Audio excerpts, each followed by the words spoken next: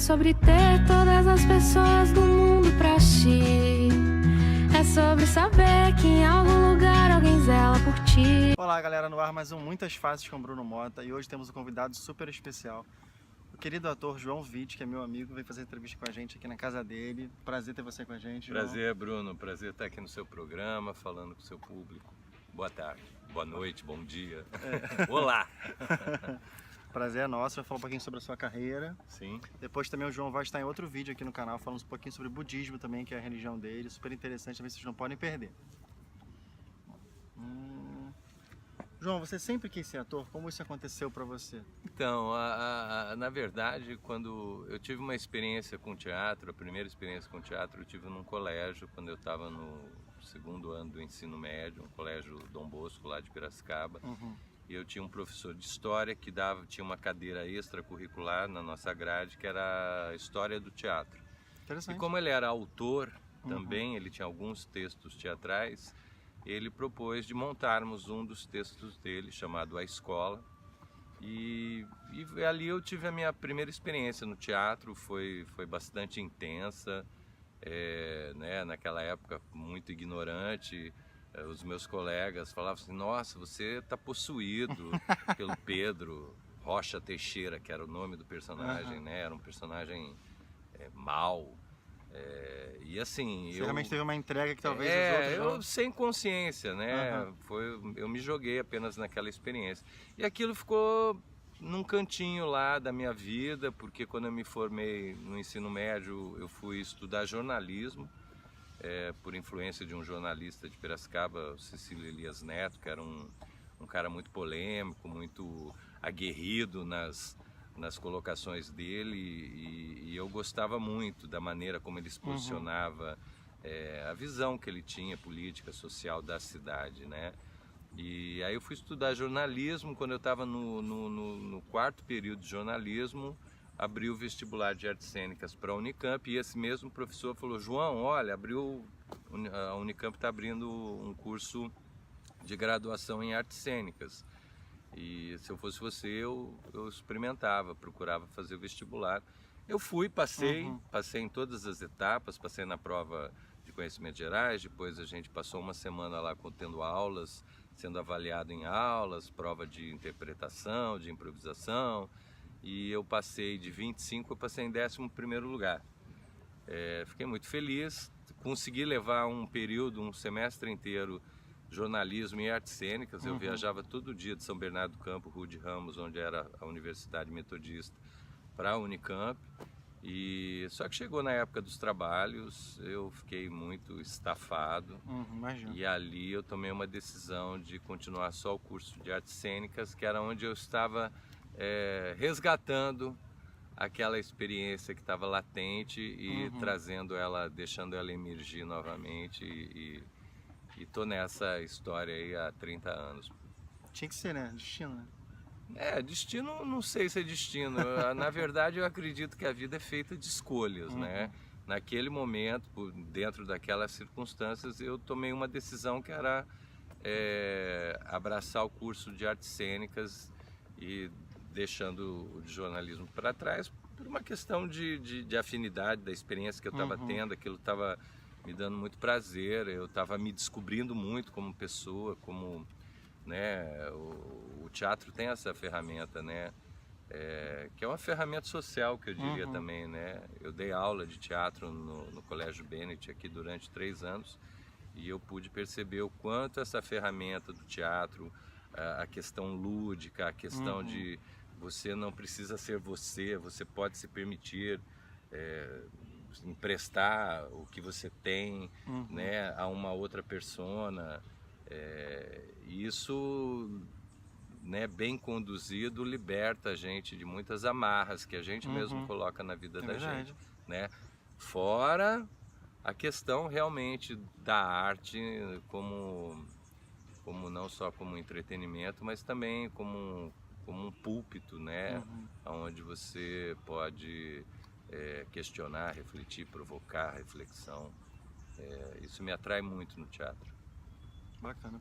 E como que o futebol apareceu nesse caminho? Que você chegou a jogar bola profissionalmente nos Estados Unidos, né? Por um tempo. Não, profissionalmente eu era criança. Ah, Não, meu pai... foi antes, eu achei que tinha sido no meio do Não, caminho. não. Eu tinha 5, 6 anos de idade. Era, como que fala, o dentinho, dente de leite. Nem isso, acho que era o pré-dente de leite. Mas eu realmente, eu participei de um clube, chamava de Sharks, e nós fomos campeões no torneio que nós disputamos nos Estados Unidos. Foi um período que meu pai foi trabalhar lá, e eu tive a oportunidade de viver 3 anos em Atlanta. Bacana. Fui alfabetizado lá, enfim, foi uma experiência incrível, que eu tenho muita memória desse momento da minha vida. Imagina. Não sei se é porque foi uma mudança muito brusca, né, você mudar de país, de cultura, de língua, então aquilo ficou muito marcado na minha memória. Foi uma experiência incrível. Joguei futebol, sim, na minha adolescência, juventude.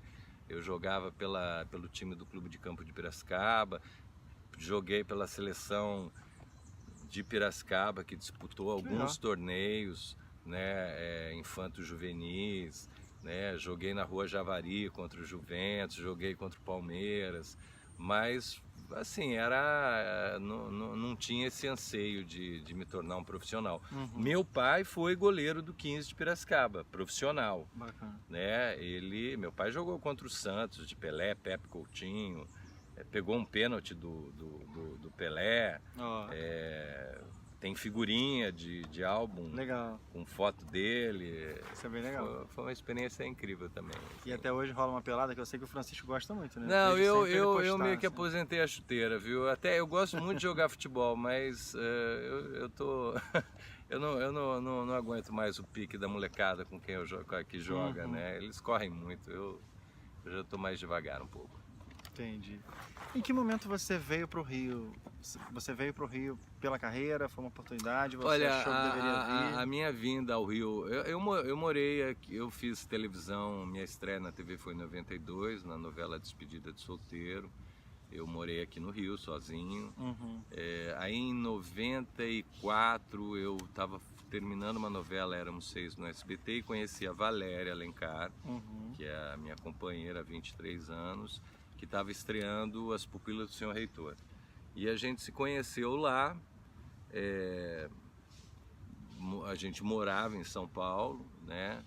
E a Valéria é carioca. Em 2000 para 2001, eu vim fazer o Cravo e a Rosa, aqui no Rio de Janeiro. E eu gostei muito, foi uma experiência muito feliz, foi um momento muito bom para mim. E eu que era muito resistente a morar no Rio de Janeiro por causa do calor, enfim, por causa de uma série de questões que eu tinha, eu falei, nossa, pode ser uma experiência legal. Eu falei com a Valéria, falei, você não tem vontade de morar no Rio? Ela, nossa, estou há anos esperando essa oportunidade. E aí nós decidimos passar um ano aqui experimental. E desse ano experimental a gente já está há quase 19 anos aqui no Rio. O Rio é fantástico, né?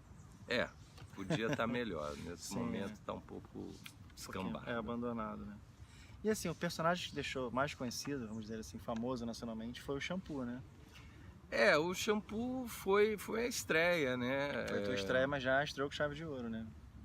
Pelo que eu pesquiso. Na época não tinha internet, não tinha nada era disso. Bem diferente, era uma outra, era a força ali da televisão mesmo. Boca a boca. A gente não tinha likes, a gente recebia cartas. Eu fui campeão durante 2 anos de o ator que mais recebeu cartas na TV Globo.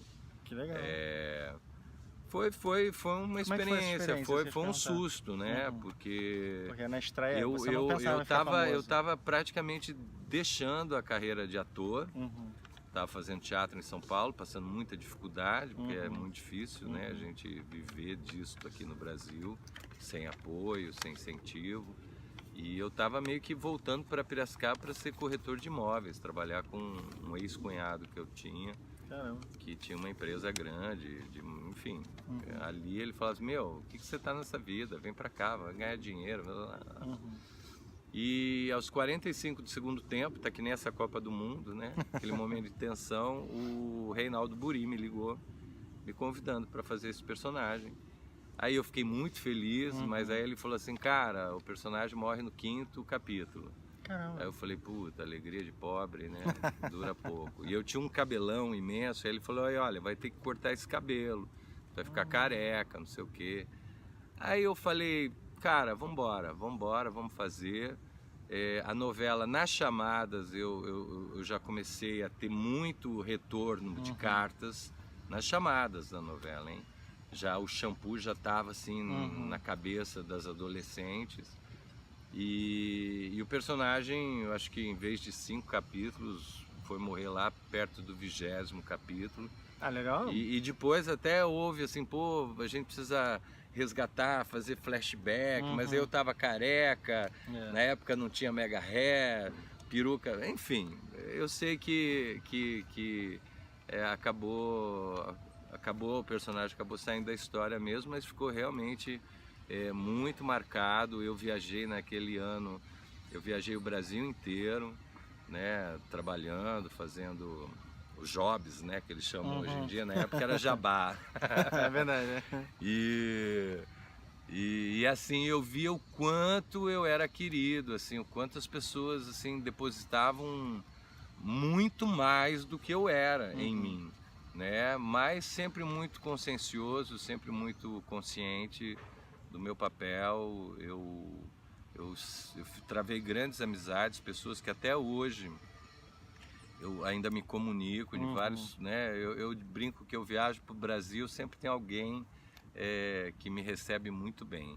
E eu acho que não tem felicidade maior do que essa, assim, né? Você ser bem acolhido, ser bem quisto, as pessoas te respeitarem, te admirarem, né? E eu nem sou famosão, né? Ah, é sim.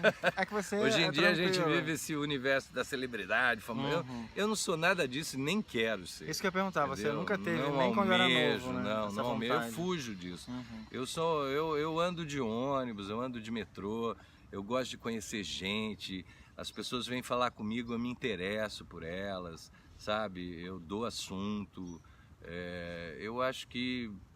Mas essa é a minha natureza, Sim, né? é isso que faz de você quem você é, que realmente, quem não te conhece pessoalmente, sempre tem aquela ideia, né, do artista e tal. Mas a gente que conhece é porque você é um cara super tranquilo, super... Ah, não, eu sou uma surpresa positiva. Sim. As pessoas falam, nossa, poxa, agora que tem internet, né? Outro dia umas meninas Aproximou me mais, encontraram no metrô, ficaram desconfiadas, não é? E perguntaram, eu falei, sou, pô, tira uma foto. Depois postaram a foto, me marcaram e falaram assim, nossa, que pessoa incrível, né? Tava no metrô comigo, metrô lotado, ele ainda deu atenção, conversou, trocou ideia, deu conselho. É isso, a vida ela é feita de laços, de amizade, de confiança, né? As relações humanas são a nossa maior fortaleza. Isso é incrível, isso eu admiro muito em você, né? Não só você, a sua família toda é assim, né? A gente procura fundamentar nosso caminho em alguns valores e o mais importante deles é o respeito ao próximo, o respeito à diferença, né? O respeito, sobretudo, à dignidade da vida humana, seja quem for. Né? Acho que essa é a premissa básica, a pedra fundamental para que você estabeleça boas relações, Ninguém é melhor que crie ninguém. histórias que criam valor na sua vida, na vida das pessoas que estão à sua volta. Eu acredito muito nisso, pratico minha vida dessa forma. Isso realmente é incrível. E voltando assim a falar da família, como é viver uma família de atores? Eu sei que para vocês é muito normal, porque vocês são pessoas muito normais. Antes de ser ator, a gente é uma família, pai, mãe, filho, irmão, Mas um cachorro. ajuda o outro. Sim. Tem essa troca, né? A gente se ajuda, assim. Claro que tem sempre algumas questões, né, que um acaba realizando mais, mas assim, eu acho que a gente é uma fortaleza, sim, juntos, porque primeiro a gente respeita o espaço, o tempo, a gente está atento muito um ao outro. Pô, meus filhos vêm me dar conselho. Pô, isso é maravilhoso. Não, é incrível, ter filhos que estão atentos ao que você está fazendo e falam, pô, pai, acho que não é legal isso que o senhor está colocando, repense isso. E da mesma forma eu com eles, né? A família é uma mini célula da sociedade, né? Se as famílias todas fossem bem estruturadas no sentido de perceber a força que elas têm. Exatamente. Quando se respeitam, se admiram, quando, sobretudo, se interessam pelas características de cada um sem julgamento. A gente com certeza viver numa sociedade harmoniosa, feliz, segura e tranquila seria uma consequência natural do exercício que começa dentro de casa. Eu acredito nisso. Não, eu também, 100%. E assim, você já ganhou vários prêmios, né? Não. Já. Não sou um ator premiadíssimo. Não. Mas E tem nenhum sim. prêmio assim relevante, né, desses. Mas tem algum assim que te marcou o seu favorito? Não, cara, olha, assim, se eu puder chamar isso de prêmio, né, não é um prêmio na carreira teatral, mas é um prêmio, é uma joia que eu carrego na minha vida. Foi no ano de 2009, eu recebi uma comenda do meu mestre, Dr. Daisaku Ikeda, e eu recebi uma medalha do Instituto de Arte Soka. Esse, para mim, foi o maior prêmio da minha vida e nenhum Oscar vai substituí-lo. Eu fico até sem palavras, porque eu te conheço, eu sei que você é assim, e eu acho tão incrível isso, sabe? Essa energia, essa simplicidade, essa coisa de saber o que é real, sabe? Não se deslumbrar, não deixar os filhos se deslumbrarem. Você sabe que você é um exemplo pra mim. Assim, a nossa isso também vem vida, da né, religião também, artística, ela é uma vida pública. A gente está sempre exposto, né? Então, a gente, na medida que quanto mais você está exposto, mais você está ali à disposição de críticas, de elogios. Botando a cara a tapa, né? E eu sempre digo para os meus filhos, e repito isso para mim, né? Tem até uma carta do Nichiren Daishonin que chama-se Os 8 Ventos, que ele fala assim: o sábio não se curva aos 8 ventos. E tem 4 ventos favoráveis, o elogio é um deles, né? O prazer, a prosperidade e a honra. E tem 4 ventos negativos, que é a miséria, a censura, a calúnia e o sofrimento. E o sábio é aquele que não se deixa, né? Porque esses 8 ventos, a função deles é agitar a mente da pessoa e te desviar do caminho, que é o caminho que a gente diria assim, um caminho da sua busca interior, do seu autoconhecimento, de você enxergar qual é a sua verdadeira identidade como ser humano. Então, muitas vezes o elogio atrapalha, assim como a censura, né, a crítica atrapalha. Então, você ter esse equilíbrio, esse discernimento de filtrar o que vem. Assim, em essência, assim, é o que eu sempre digo, né? Tanto o elogio como a crítica não deve ser um parâmetro determinante para a conduta da sua vida, para você continuar avançando, né? A gente ouve, a gente filtra, a gente trabalha o discernimento, mas o caminho mais correto e mais seguro é o caminho que te aproxima cada vez mais do seu coração e da tua verdadeira identidade. Eu sempre digo para os meus filhos, jamais percam a autenticidade, a espontaneidade, a verdade que vocês têm. Não precisa barganhar ela com nada, nada, absolutamente nada. Isso é incrível. E assim, voltando agora, você tem uma preferência entre cinema, teatro e TV? Porque às vezes os atores têm, né? Não. Eu, assim, eu estava em cartaz agora há pouco um texto do Nelson Rodrigues, Senhora dos Afogados. O teatro, ele é realmente, assim, eu acho que para o ator, o teatro é uma expressão maior, seria? É onde você é realmente dono do seu trabalho, você é detentor de 100% daquilo que você está realizando, né? A TV não, a TV tem um editor, tem o corte, faz a cena, você gravou uma cena boa, aí entrou o boom, aí você vai gravar de novo, já não saiu tão bom quanto com o mesmo frescor da primeira vez. Enfim, né? E o cinema é muito mais é uma obra que está na cabeça do diretor, né? Mas o exercício como ator me fascina em qualquer uma dessas, como que a gente vai dizer assim, seja teatro, cinema, Essas televisão, áreas, né? dessas áreas, assim, eu gosto muito, queria poder fazer mais cinema do que eu faço, queria poder fazer mais televisão, porque eu acho que tudo é um exercício, sabe? Sim. Quanto mais você exercita aquele veículo, mais você aprimora, domina, compreende e faz um uso melhor e mais certeiro na realização. E assim, João, você estava agora em cartaz, né, com a peça Senhora dos Afogados. Sim, o Nelson Rodrigues, primeiro Nelson Rodrigues meu, com a experiência de trabalhar pela primeira vez no palco com o Rafael, meu filho. Como é que foi fazendo isso? pai e filho. Incrível, uma experiência incrível. Quero poder repetir mais vezes, quero poder fazer com o Francisco também, com a Valéria, enfim. Foi bom, trouxe a nossa relação de pai e filho também para um outro lugar, porque aí entra o componente do trabalho e lá dentro do processo eu falava para todo mundo aqui, eu não sou pai do Rafael, esqueçam, aqui nós somos colegas de trabalho, a gente está no mesmo barco, construindo uma obra coletivamente, então não fica mandando recado para mim não, né? Cada um resolve o seu e claro que em cena a gente sempre busca a cumplicidade, essa cumplicidade que a gente tem fora ajuda muito na hora de ir para a cena, o Rafael é muito disponível, eu também, então a gente tem um momento na peça de embate muito forte entre pai e filho e a gente se dá a liberdade um pouco, não de mudar a cena, mas de propor as provocações a partir daquele instante, entendeu? Não repetir. Isso é bem legal.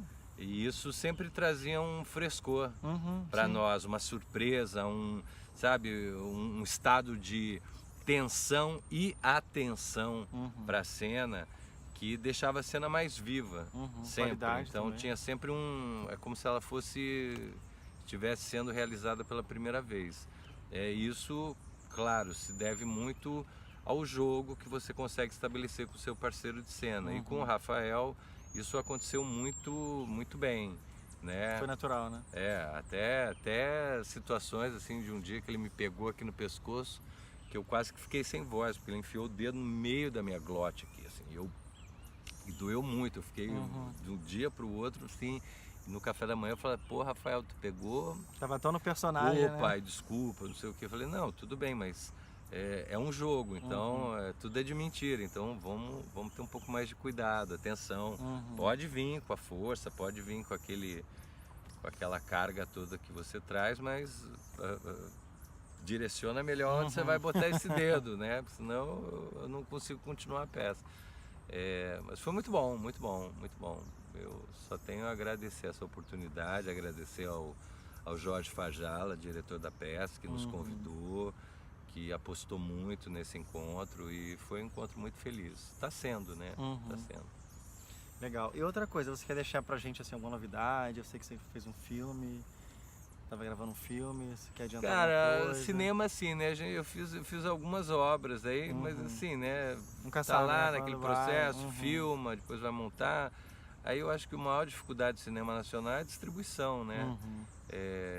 As distribuidoras, claro, elas visam lucro, né? Não tem nenhuma distribuidora idealista.